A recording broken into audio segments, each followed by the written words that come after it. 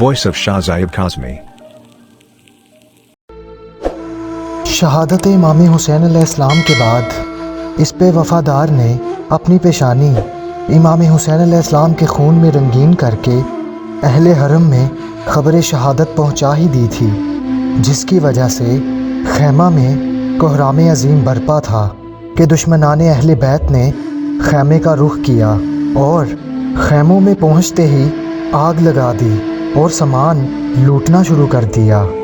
अहले बैत रसूल फरियादो फुगान की आवाज़ें बुलंद कर रहे थे और कोई पुरसाने हाल न था। तमाम बीबियों के सरों से चादरें छीन ली गईं। हज़रत ज़ैनब व उम्मे कुलसूम सलामुल्लाह अलैहा के कानों से गोशवारे खींच लिए। इमाम ज़ैनुल आबिदीन अलैहिस्सलाम के नीचे से बिस्तर खींचकर इन्हें ज़मीन पर डाल दिया। तब एक ऐसा हश्र बर्पा कर दिया गया जो ना किसी के साथ कभी रवा रखा गया था और ना इससे कबल सुनने में आया था। इन हालात को देखकर एक औरत जो कबीला बकर इब्ने वाइल से थी, एक तलवार का टुकड़ा लेकर इन मुखालिफों पर हमला आवर हुई जो आले रसूल को लूट रहे थे। बाज़ रवायतों में है कि एक बच्चे के कुर्ते में आग लगी हुई थी और वो बाहर की तरफ भाग रहा था। जैसे ही हवा लगती थी तो आग भड़कती थी। ये हाल देखकर एक दुश्मन ने तरस खाया और बढ़कर दामन से आग बुझा दी। नौनिहाल बच्चे ने जब उसे अपना मेहरबान पाया तो पूछने लगा, ऐ शख्स, नजफ़ का रास्ता किधर है? उस शख्स ने कहा, ऐ फर्जंद, इस कमसुनी में नजफ़ का रास्ता क्यों पूछते हो? तो उस बच्चे ने फरमाया, मैं अपने नाना के पास जाकर उनके सामने फरियाद करूँगा। 11वीं मुहर्रम को शिमर ने हज़रत इमाम ज़ैनुल आबिदीन अलैहिस्सलाम से कहा कि अब तुम्हें औरतों और बच्चों समेत दरबार इब्ने ज़ियाद में चलना होगा जो कूफा में है।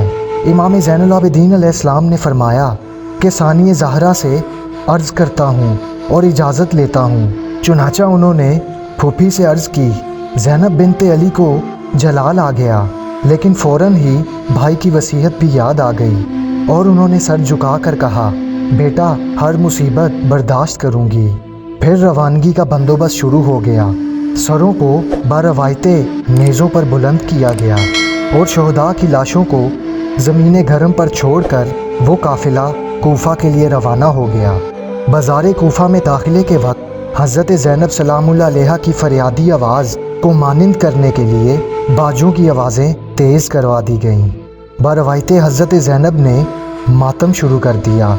फिर इनके हाथों को गर्दन से बांध दिया गया। जैसे ही कूफा में दाखिला हुआ, हज़रत ज़ैनब, हज़रत उम्मे कुलसूम, हज़रत फ़ातिमा बिनते हुसैन और हज़रत इमाम ज़ैनुल आबिदीन अलैहिस्सलाम ने ज़बरदस्त तकरीरें की और वाक़े पर भरपूर रोशनी डाली। दारुल अमारा के दरवाज़े पर हज़रत मुस्लिम बिन अकील का सर लटका हुआ देखा गया। इब्ने ज़ियाद ने मुख्तार को कैद खाने से बुलाया और सर हुसैन अलैहिस्सलाम तश्ते तला में रख कर उनके सामने लाया गया। फिर छड़ी से दंदाने मुबारक इमाम हुसैन अलैहिस्सलाम के साथ बेअदबी की गई। एक हफ्ता कैद खाने कूफा में कैद रखने के बाद हुसैनी काफ़िले को शाम के लिए रवाना कर दिया गया, जो बारवायते 36 दिन बाद शाम पहुंचा।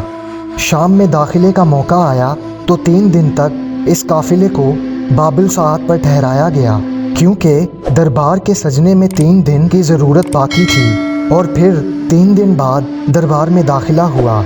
हज़ारों लोग आले मोहम्मद का तमाशा देखने के लिए जमा थे। यजीद ने हज़रत ज़ैनब से कलाम करना चाहा, लेकिन जनाब फ़िज़ा ने मुज़ाहमत की। फिर यजीद की ताना ज़नी पर बिनते अली ने दुख दर्द से भरे हुए अल्फाज में ज़बरदस्त तकरीर की।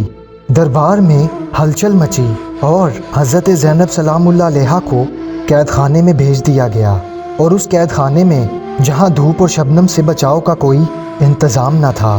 फिर इमाम ज़ैनुल आबिदीन अलैहिस्सलाम ने मस्जिद दमिश्क में यादगार खुतबा दिया, जो अज़ान के ज़रिए से मुनक़ता करा दिया गया।